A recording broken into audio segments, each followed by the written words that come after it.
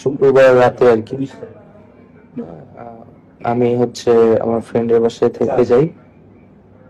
তো ওই দিন মানে শনিবার দিবাগত রাতে, তো 2টা থেকে 3টার মধ্যে হচ্ছে পুলিশ এবং ডিবি পুলিশের পরিচয়ে এক গ্রুপ, একদল মানুষ ওই বিল্ডিং এ তালা ভেঙে প্রবেশ করে। আমাকে আমার যা বন্ধু ছিল ঘুম থেকে উঠিয়ে দেয়। আমি ছাদে গিয়ে অবস্থান নিই। তো তারা কয়েকজন ছাদে আসে, তো এসে আমার নাম পরিচয় জিজ্ঞেস করে পরে আমাকে কয়েকজন মিলে জোর করে নিচে নামিয়ে নিয়ে যায় আর কি। পুলিশের লোক? সিভিল ড্রেসের ছিল তারা।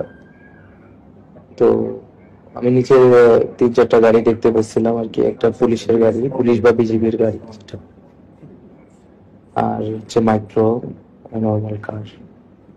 তো আমাকে এর মধ্যে একটা গাড়িতে উঠানো হয় এবং উঠে হচ্ছে আমার চোখ 3-4 স্তরের কাপড় দিয়ে চোখ বেঁধে ফেলা হয়, মাথায় হ্যান্ডকাপ করে নেওয়া হয়। এবং 30 থেকে 40 মিনিটের মতো গাড়িটা চলছিল এবং পরে গাড়ি থেকে নামায় আমাকে একটা